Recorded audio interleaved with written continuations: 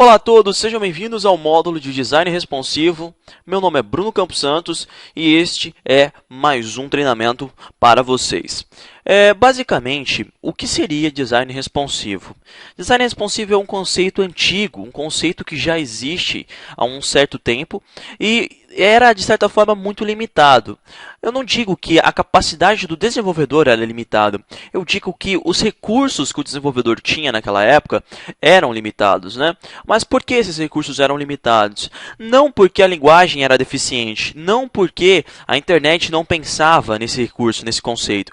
Não, porque naquela época nós não tínhamos a variedade tecnológica que nós temos hoje. Hoje em dia nós temos tablets, nós temos smartphones de alta qualidade com resoluções incríveis, né? Tudo a um preço acessível, claro, com algumas exceções, mas hoje em dia tem crianças que você vê na rua com um tablet na mão, um iPhone no bolso, um iPad dentro do ônibus, e isso se tornou algo comum. E com as redes, né, Wi-Fi, 3G, as pessoas agora elas têm esse acesso de uma forma mais prática, onde quer que elas estejam, e isso tornou-se alarmante para vários desenvolvedores, porque eles precisavam construir sites que ficassem, de uma certa forma, adequados mediante o dispositivo que estava visualizando o conteúdo, né?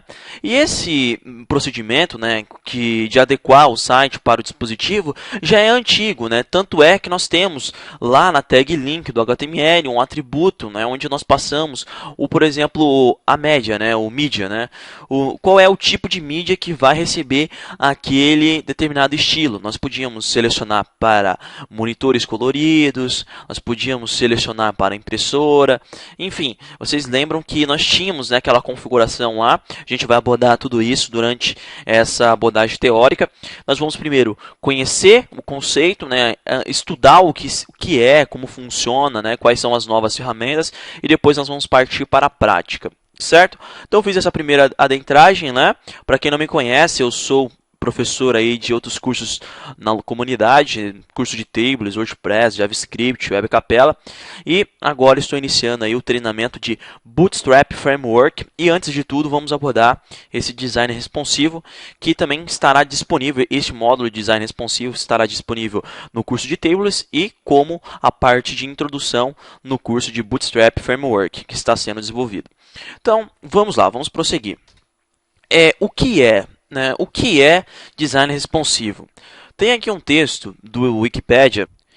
Ele é bem formal, mas atinge com uma coerência, né, o que é mesmo, e é isso que importa, né? Basicamente, o web design responsivo é uma abordagem de web design destinada a elaborar sites para fornecer uma ótima experiência de visualização, fácil leitura e navegação com o mínimo de redimensionamento e visionamento, para uma ampla gama de dispositivos, de monitores de computador a telefones celulares. Um website definido como responsivo adapta sua exibição para o ambiente de visualização, usando grades proporcionais e fluidas, imagens flexíveis e media queries CSS3, uma extensão da regra @media. Galera, como vocês podem ver, nós temos aqui então um texto bem robusto, com uma definição bem interessante. Só que o que acontece? Nós vamos destacar desse texto alguns pontos, nós vamos abordá-los individualmente. Então vamos prosseguir, né? Problemas, né? Como tudo na vida não é tão fácil assim, claro que não seria diferente com design responsivo. Claro que nós teríamos algumas dificuldades, algumas limitações e alguns problemas que possam aí interferir no fluxo da evolução.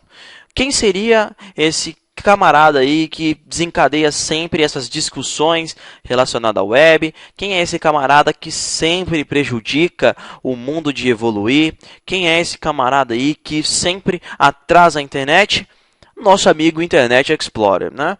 Para se desenvolver um layout responsivo, hoje contamos com uma infinidade de recursos, desde frameworks, Bootstrap, Foundation e etc., até mesmo as linguagens em si.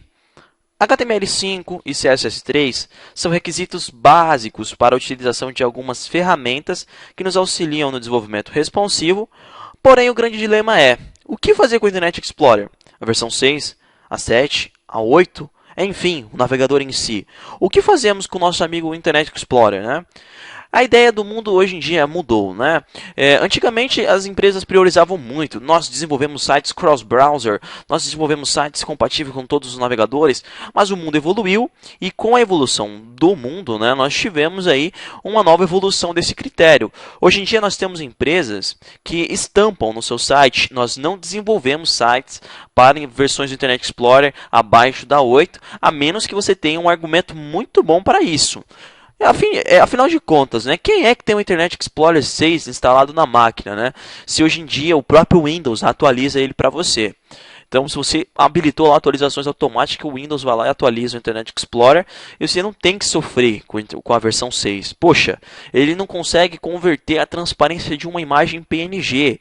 É realmente brutal o Internet Explorer 6. Né? Nós já vimos no curso de Tables muitas técnicas, né, para tentar familiarizar o Internet Explorer 6 com o CSS3, só que muita coisa não vai funcionar. O hack ele funciona para alguns aspectos, na maioria visuais. Por quê? Você formula o hack com JavaScript, mas, poxa, não é essa a ideia. A ideia é você usufruir dos recursos da linguagem e diminuir cada vez mais a complexidade dos seus scripts, né? Afinal de contas, é tudo mais simples com essas novas linguagens. Mas existem pessoas que ainda priorizam. Então, você tem que decidir, né? O que você quer. Criar um site responsivo ou criar um site com cross-browser aí, que funcione até no Internet Explorer 6. Você pode falar assim, Bruno, eu não posso fazer os dois, um site responsivo que funcione no Internet Explorer e funcione no Chrome e tudo mais. Você pode sim, só que você vai ter mais trabalho e você não vai usar dos recursos do HTML5 e CSS3, você vai ter que usar recursos do JavaScript. Isso quer dizer o seguinte, que você vai calcular a largura e a altura da sua página, não, acho que só a largura já basta, a largura da sua página, e mediante a largura atual você vai reconfigurar os elementos, vai ser trabalhoso, muito trabalhoso, mas se for realmente um objetivo você consegue alcançar. Certo? Prosseguir aqui com a nossa abordagem, né? E agora nós iremos passar aqui para uma outra etapa, né? Como era? Como funcionava antigamente?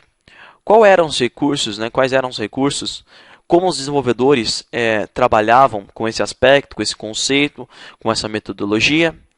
Anos atrás, o recurso utilizado pelos desenvolvedores era o MediaType, que possibilitava a utilização de diferentes estilos mediante algumas configurações do dispositivo utilizado. Resumindo, através da detecção do dispositivo, o CSS ideal era selecionado e aplicado. Então era bem simples, né? Não tinha segredo. De acordo com a configuração do dispositivo, um CSS era selecionado e aplicado. Para quem não conheceu esses media types, né, nós temos a tag link do HTML, que importa o CSS, né, e nós já temos um atributo chamado media. E dentro daquele atributo media, nós passávamos um determinado type. Então, esse é o famoso media type. E lá nós passávamos valores como screen, color, all, print, enfim, eram vários tipos. E nós criávamos várias folhas de estilo e uma folha de estilo para cada tipo de mídia. Então, por exemplo, eu criava uma folha de estilo para screen, outra para impressão, print, né? E tinha outras, né, para televisão, né, para monitores com alta definição. Enfim, era bem limitado, você não tinha um controle, era bem limitado. Galera, vamos parar por aqui. Próxima aula nós iremos abordar na prática o que seriam esses media types e nós vamos fazer esse processo, né? Vamos tornar esse módulo bem intercalado. Então eu abordo a teoria, já mostro na prática e assim fica muito mais prático, você consegue fixar o conteúdo. Então, até a próxima aula onde nós iremos falar sobre media types.